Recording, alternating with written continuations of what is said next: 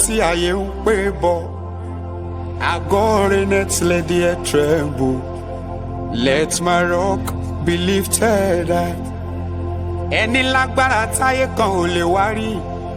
Ògo ni fọ́kọ rẹ̀ lókè ọ̀run.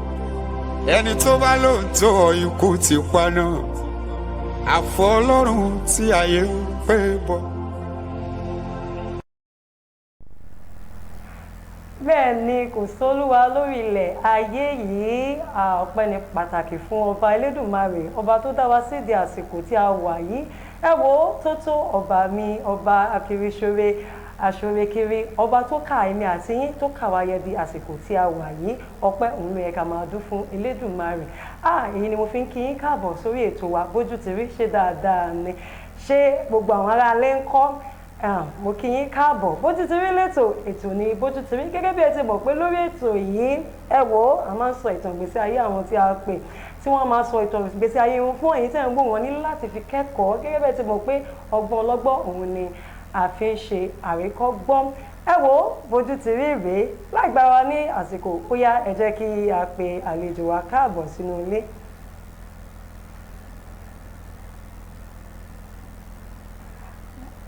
Mo kí yín káàbọ̀ sà. Ẹ kúlé o. Amọ̀pọ̀dù ní ẹ̀ ṣe àìmọ̀ fún olóko.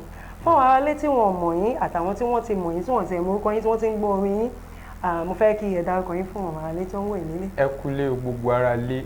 Orúkọ tèmi ni Ọláyẹmí Báyọ̀lé Bọ́lájí tí gbogbo èèyàn mọ̀ sí Tolúwa ni. Tolúwa ni. Ẹ ṣeun. Bójú ti rí gẹ́gẹ́ bí ẹ ti mọ̀ lórí ètò yìí a máa ń gbára wa ní ìyànjú. A máa ń sọ ìtàn ìgbésí ayé àwọn tí a ń pè lọ́wọ́lọ́wọ́. A máa sọ ìtàn ìgbésí ayé wọn fún àwọn tí wọ́n ń wò wọ́n nílé. Òun ni a ṣe gbé ètò yìí kalẹ̀ because a wò pé kí ni àwọn kankan tó tiẹ̀ ń fà tó jẹ́ wípé àyẹ̀kọ́ gbọ́ pé àwọn kan ti gbógun jẹ, àwọn kan wà ń tẹ̀ ní nǹkan kan tí wọ́n ń là kọjá tó jẹ́ pé wọn ò lè mú mọ́ra. Òun ni a ṣe gbé ètò yìí kalẹ̀. Ọ̀dà Tolúwa ni. Àwọn olólùfẹ́ yín tó ń wò yín nílé wọ́n tiẹ̀ fẹ́ mọ̀ ọmọ ìlú gangan ni yín. Mo jẹ́ ọmọ bíbí ìlú Ìkìrun ní ìpínlẹ̀ Ọ̀ṣun. Ní ìlú Ìkìrun ní ìpínlẹ̀ Ọ̀ṣun ibẹ̀ ni a ti bí mi. Ibẹ̀ láti gbé bí yín. Bẹ́ẹ̀ni. Ibẹ̀ jẹ́ ní ẹ dàgbà sí. Bẹ́ẹ̀ni ibẹ̀ ni mo dàgbà sí. Ẹ wá sọ fún àwọn aráalé, ṣé ẹ̀yin ni àkọ́bí ni àbí àbígbẹ̀yìn ẹ̀yà yín? Èmi ni àkọ́bí àti àbígbẹ̀yìn. Ìyẹn túmọ̀ sí pípé Èmi nìkan ni. ẹ̀yin nìkan ni. Bẹ́ẹ̀ni. Ìgbà ọmọ Olúwa ṣeun. Olúwa wá wò yín fún àwọn òbí yín láṣẹ Elédùmarè. Ẹ wò Bójú ti rí ni ètò ni Bójú ti rí. Ọ̀gbẹ́ni Tolúwa ni sing. A mọ̀ pé akọrin ní olórin ní ìlú mọ̀ yíká òǹjẹ̀ ní. A wá ní àwọn kankan tó yẹ pé ẹ ti máa là kọjá nítorí ẹ̀ gangan la ṣe gbé ètò yìí kalẹ̀ gẹ́gẹ́ bí ẹ ti mọ̀. Àwọn aráalé wọn fẹ́ mọ̀ nítorí àkàn gbọ́ orin yín káàkiri. Kí ló dé? Orin yìí ó dùn lọ́pọ̀lọpọ̀, ó sì jẹ́ orin kan tó jẹ́ wípé nígbà tẹ́mi gan gbọ́ orin yìí ó ní ìtumọ̀ fún wa. Kí wá ní láti ìbẹ̀rẹ̀ pẹ̀pẹ̀ yín láti ní àwọn kankan tó yẹ pé ojú yín máa ti rí táwọn olólùfẹ́ yín ti ẹ̀fẹ́ mọ̀ nítorí pé kí ni wọ́n á rò pé ṣé ẹ̀kàn díjì kan orin yìí tẹ́ pé àgbà ayé tiẹ̀ ó gbà bẹ́ẹ̀ ni àbí kí ló tẹ̀ gbé yín dé ìdí orin? Àwọn ayé fẹ́ mọ̀, wọ́n fẹ́ mọ ìbẹ̀rẹ̀ pẹ̀pẹ̀ yín. Nǹkan tó ṣẹlẹ̀ tó gbé mi dé di orin ni wípé ẹ mọ̀ wípé Bíbélì wípé kò sí ẹnikẹ́ni tó rí ohunkóhun gbà bí kò ṣe pé a fi fún látọ̀run. So ẹ jẹ́ kí n sọ wípé nǹkan tí ẹ gbà mí láàyè máa mix ẹ̀ pẹ̀lú òyìnbó àti Yorùbá. Let me say it is something that has been destined initially by God. Pé nǹkan téèyàn máa ṣe lélẹ́yìí. So èèyàn dẹ̀ ní choice, nǹkan yẹn náà ló máa ṣe. Lóòótọ́ kò sí pé kò ṣe pé bí gbogbo ẹ ṣe máa smooth náà nìyẹn. Ẹ mọ̀ wọ́n sọ wípé Rome was not built in a day. Ó máa láwọn nǹkan téèyàn máa bá pàdé lójú ọ̀nà but èèyàn ní láti kò ṣe pé mo kàn déédéé wá sí limelight bẹ́ẹ̀. Èmi náà ó ti dé stage kan tí mò ń consider because nígbà kan mo máa ń sun ẹkún àsunrìn lálálẹ́ màá ń lójú kú Olúwa jọ̀wọ́ láyé fẹ́ gbọ́ èmi náà but at the right time tọ́lọ́run fẹ́ kí n jáde Ọlọ́run dẹ̀ ṣe kí ni Ọlọ́run gbé mi jáde. Mo ti rí àwọn nǹkan èmi náà ti rí àwọn nǹkan tó yẹ kí n give up lé lórí ṣùgbọ́n pẹ̀lú oore ọ̀fẹ́ Ọlọ́run pẹ̀lú ìtùnú ẹ̀mí mímọ́ Ọlọ́run ràn mí lọ́wọ́ débi tí mo wà yìí. Olúwa ṣeun. Ẹ sọ fún àwọn aráalé ní ẹ̀yin nìkan púpọ̀ ní ẹ jẹ́ ní ọwọ́ òbí yín. ǹjẹ́ kí ló wá dé ṣé màmá kò wù wọ́n kí wọ́n bí ọmọ mi lẹ́yìn àbẹ́yìn gan lẹ sọ pé ẹ̀ tiẹ̀ fẹ́ gbàbúrò rárá. Rárá ọ̀rọ̀ yẹn ó sọ sí ni Yorùbá sọ pé ọ̀rọ̀ yẹn gbẹnu tán jẹ́ kí n sọ wípé bọ́lọ́run ṣe fẹ́ nìyẹn. bọ́lọ́run ṣe fẹ́ nìyẹn. bọ́lọ́run ṣe fẹ́ nìyẹn. iṣẹ́ wa ni mọ́mì ń ṣe. mọ́mì mi jẹ́ aránṣọ. àwọn tailor aránṣọ fashion designer. fashion designer. dáàdì mi jẹ́ oníṣẹ́ mọ̀nàmọ́ná. ẹ ṣeun lọ́pọ̀lọpọ̀. àwa fẹ́ mọ̀ ǹjẹ́ Tolúwa ni ẹ tiẹ̀ lọ iléèwé ẹ̀kọ́ wo gan lẹ lọ́sẹ̀ alákọ̀ọ́bẹ̀rẹ̀ dídé girama. pẹ̀lú orí ọ̀fẹ́ Ọlọ́run mo bẹ̀rẹ̀ iléèwé mi ní ìlú Àgbà Ọ̀ṣun State kẹ̀rẹ̀kẹ̀rẹ̀ ibẹ̀ náà ni mo ti lọ sí secondary school from GS1 to GS3 mo dẹ̀ wá parí SS1 to SS3 ní Ogun State Àgbàdo District High School so mo dẹ̀ ṣe kẹ̀rẹ̀kẹ̀rẹ̀ mo lọ sí iléèwé Yaba College of Technology láti study estate management and valuation.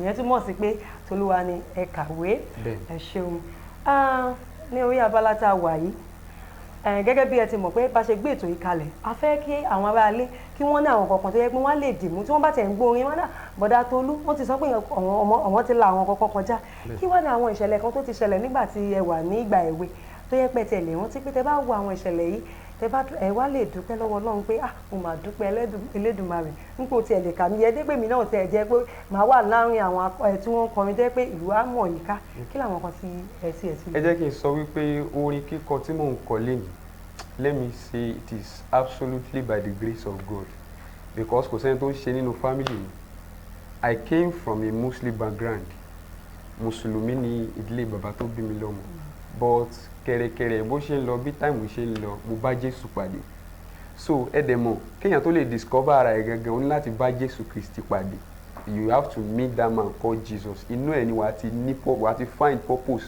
inú ẹ̀ ni wàá ti discover purpose ara ẹ̀ so kẹ̀rẹ̀kẹ̀rẹ̀ náà ó bó ṣe ń lọ mo discover ara mi mo join choir ní church so ká praise and worship ibẹ̀ náà mo ti discover ara mi pé Ọlọ́run rí lè fẹ́ lò mí ní ọ̀nà yìí àná rẹ̀ dúpẹ́ lọ́wọ́ Ọlọ́run fún ibi tí a wà lẹ́nu.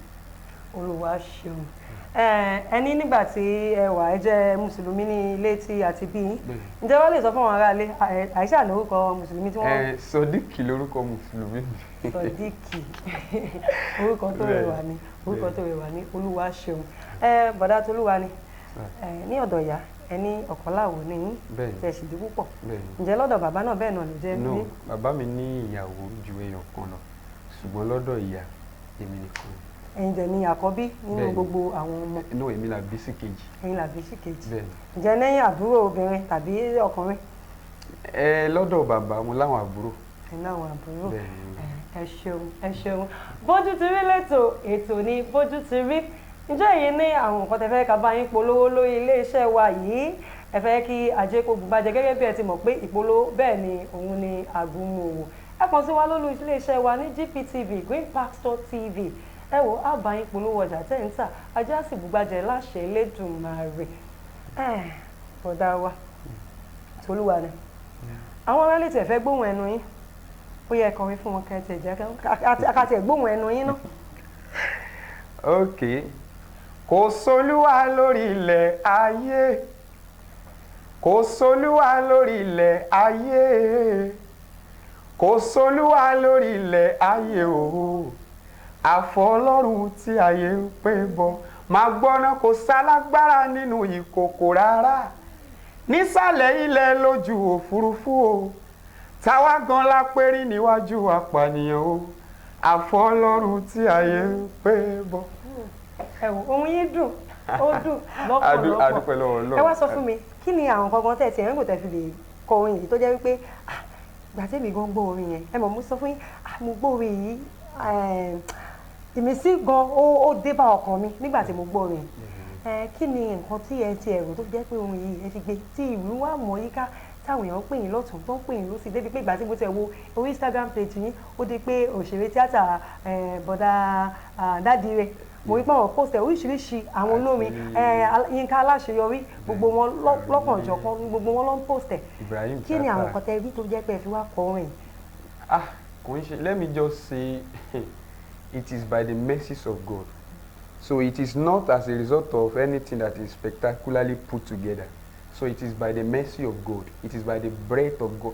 Gbogbo orin tó bá ti jáde síta ìmísí Ọlọ́run ló mú orin yẹn jáde. Kò ń ṣe pé bóyá pé ohun tó ní àbí lyrics tó kọ sílẹ̀ Ọlọ́run kàn rí mí sí orin yẹn ni ló gbé jáde, because there are many people that have songs that are full of lyrics even than that your own, but Ọlọ́run kàn kọjú síyàn ló ṣèyàn lórí yẹn ṣe jáde. Ẹ ṣeun lọ́pọ̀lọpọ̀. Ẹ mọ̀ gẹ́gẹ́ bí olórin á ní àwọn kan tó jẹ́ pé ẹ̀ ń lò táwọn olóyìnbó ń pè ní role model, ẹni tó jẹ́ pé ẹ̀ ń wò gẹ́gẹ́ bí àwòkọ́ṣe. Àwọn nínú gbogbo àwọn olórin gospel tí ẹjọ́ ń kọ yìí, àwọn wo ló wá jẹ́ ẹni tó jẹ́ wípé ẹ̀ lè ṣe ká má pé bọ̀dá báyìí o, Mr. báyìí o, pastor báyìí o, wọ́n jẹ́ èèyàn kan tó jẹ́ pé mò ń wò gẹ́gẹ́ bí àwòkọ́ṣe? Àwọn tí mo máa ń wò gẹ́gẹ́ bí àwòkọ́ wọ́n pọ̀. I used to watch Mama Tọ́pẹ́ Àlàbí, Ṣọlá Allyson, Adéyínká, and Babátúnmiṣe with Mike Abdul. So both of them, they are my dad. So, but although my main role model and mentor is God, so mentor, role model mi ni Ọlọ́run. But àwọn tí mò ń wò nínú orin as far as this ministry is concerned, àwọn ni mo dárúkọ yẹn. Ṣé ó wá ti tó àwo mélòó létí ẹ ti ṣe báyìí? Mo ti ṣe, let me say, mo ti ní bóyá bíi 12 tracks. Eléyìí tí mo ṣe ló máa jẹ́ kó jẹ́ bóyá bíi 13 tí mo ti ṣe. Ṣé àwo méjìlá lẹ ṣe àbí ṣé gbogbo méjìlá yẹn ló wà nínú àwo kan àbí ó pín sí méjì sí mẹ́ta? No, mo kàn sọ tracks mi. Mo ti ṣe àwo kan eléyìí tó comprise of 6 tracks. So àwọn ìyókù mo ń ṣe wọ́n ní track by track. So kò mọ àwọn medley nǹkan kan tí mo ti ṣe àwọn lágbo all those things like that. So ẹ ṣeun bọ́dá wa Tolúwanísìn, mo fẹ́ kẹ́ wá sọ fún àwọn aráalé gẹ́gẹ́ bí ẹ ti mọ̀ wípé kò sí ìyẹn máa ń àwọn kọ́kọ́ wà tẹ́yẹ pé àwọn èèyàn á máa sọ nípa olórin tẹ́yìn náà ti máa gbọ́ tẹ́lẹ̀ wọ́n náà àwọn olórin o obìnrin bọ́ọ̀ bá tiẹ̀ pé obìnrin ní ìtẹ̀jẹ́ gbogbo àti tó jẹ́ pé ẹ ti wá tó jẹ́ ìlú mọ̀ọ́ká báyìí àkùnsí obìnrin aṣàfẹ́ á máa ṣe kí ni wọ́n máa fi style wọn máa fi ta sí yín. ẹ lè sọ fún wọn aráalé ṣẹ̀tẹ̀ tí níyàwó ṣẹ̀tì bímọ. Mi ò tí ì níyàwó, mi ò ti bọ̀ mo ní ẹni tí mò ń fẹ́ àfẹ́sọ́nà mi. Ẹni àfẹ́sọ́nà. And concerning nǹkan tẹ́ ẹ sọ wípé obìnrin olórin ní ìgbéraga wọ́n ṣàgbéraga, so it depends on your personality. Ẹni tí ò bá tí ì bá Ọlọ́run pàdé talent lásán ló ní, ìgbà tó bá tó bọ́ Ọlọ́run pàdé ló di gift. So Ọlọ́run tó bá pàdé yẹn personal encounter tó ti ní pẹ̀lú Ọlọ́run yẹn kò ní jẹ́ kó ṣe anyhow. Ìjẹ́ èèyàn ṣìyàn. So by the grace of God the Lord is helping me. Àwa náà rí o, a rí ọ̀pọ̀lọpọ̀ DM gbogbo àwọn but Ọlọ́run ràn wá lọ́wọ́. So let me just say it like láti lè kó pẹ̀lú gbogbo àwọn situation yìí. Olúwa ṣeun. Bọ́dá Tolúwanísìn, ẹ wá sọ fún àwọn aráalé nínú gbogbo àwọn tẹ́ni ẹ̀ ń lò gẹ́gẹ́ bí àwòkọ́ṣe, àwọn olè tí wá jọ ṣe orin papọ̀ tẹ́ ti jọ ṣe àwo papọ̀? Ẹnìkan ni a ti jọ ṣe orin papọ̀, Babátúnmiṣe, bọ̀ kò tí ì jáde. By the grace of God it's gonna be released very soon. Mo fẹ́ rí Jésù ní title ẹ̀. Fẹ́ rí Jésù? Mo fẹ́ rí Jésù. Ẹ lè kọ́ fún ara rẹ̀. Kò tí ì jáde. Kò tí ì jáde. Ń pé ká ṣe kí ni ká ṣe ìbò yẹn síbẹ̀. Bẹ́ẹ̀ni. Ó ti yé mi nítorí àwọn ṣe kí ni mi ò sọ ẹ́. Ó ti yé wa. Ẹ wò ó bójú ti rí ètò ní bójú ti rí fún àwọn tó wá fẹ́ pé wọ́n tiẹ̀ fẹ́ pè yín, wọ́n fẹ́ pè yín sí show, bí wọ́n fẹ́ pè yín sí VG, wọ́n fẹ́ pè yín sí kíní, nọ́mbà wo ni wọ́n wá lè pè yín sí? Ẹ lè pè mí sí for any kind of show, church programs primarily. You can call me on 090-3551-8440, and that's also my WhatsApp number. And in case you want to get in touch on Instagram, Toluwanísìn is my IG handle, and on Facebook Toluwanibayo Bolaji. Ṣé gbogbo ìbò tí wọ́n ń sọ yẹn ṣó ti yé wa báyìí? Ọ̀n tẹ́ bá fẹ́ pẹ́ máa tún pé nọ́mbà yẹn ẹ pè lẹ́ẹ̀kan sí fún wọn. Wọ́n ní ẹ lè get àwọn lórí Instagram, lórí Facebook, àti nọ́mbà yẹn ẹ pè fún wọn kí wọ́n gbọ́ lẹ́ẹ̀kan sí. 090-3551-8440, and WhatsApp number mi náà nìyẹn. Ẹ ṣeun. Fún àwọn tó wá ń wòye gẹ́gẹ́ bí àwòkọ́ṣe, nítorí olórin kò sí kí ọmọ ní àwọn kan tó jẹ́ pé wọ́n pè ní fans, àwọn followers ní wọ́n ti ẹ̀fẹ́ wá bí bọ̀dá ìṣe ń kọrin mo fẹ́ rẹ̀ èmi náà ṣe kí ni mo fẹ́ máa kọ́ tó yẹ pé the same pattern òun ni ẹjọ́ ń kọ ọ̀rọ̀ àmọ́ owó lẹ́ní fún wọn. Let me just say ẹ jẹ́ kí n sọ wípé olúkálùkù ló ní original pattern ṣe ń gbọ́ tó bá ń copy anybody second version ẹni wáyé. Kò sólúwa lórí ilẹ̀ ayé. And you try to flow along. Kò sólúwa lórí ilẹ̀ ayé. Kò sólúwa lórí ilẹ̀ ayé o. To that thing. And by the grace of God, Àfọlọ́run tí ayé ń pè bọ̀. Which I believe that the Lord will perfect everything. So that's it.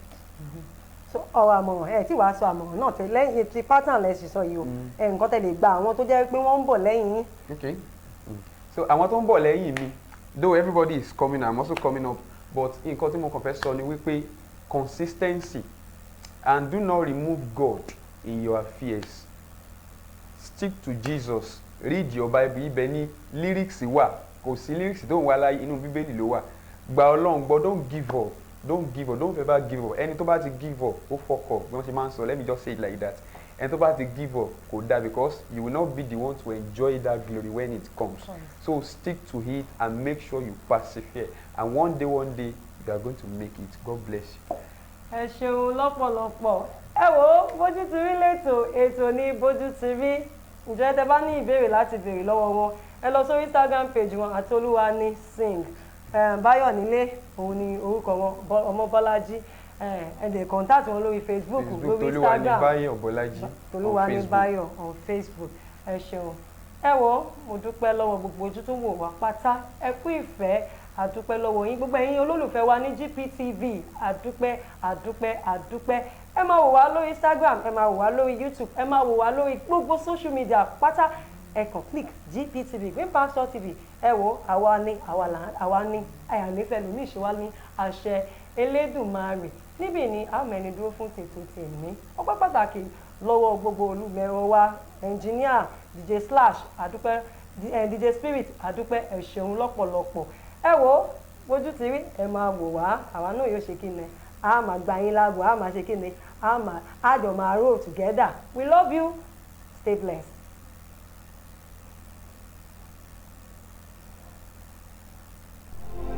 Kò sólúwa lórí ilẹ̀ ayé. Kò sólúwa lórí ilẹ̀ ayé. Kò sólúwa lórí ilẹ̀ ayé o. Àfọlọ́run tí ayé ń pè bọ̀. Kò sálágbára nínú ìkòkò rárá. Nísàlẹ̀ ilẹ̀ lójú òfurufú o. Táwa la pérí níwájú apànìyàn o. Àfọlọ́run tí ayé ń pè bọ̀. Àgọ́ Renet let the earth tremble. Let my rock be lifted high. Ẹni lágbára táyé kan ò lè wá rí. Ògo ni fọ́kọ rẹ̀ lókè ọ̀run. Ẹni tó bá lóòótọ́ ikú ti pa náà. Àfọlọ́run tí ayé ń pè bọ̀.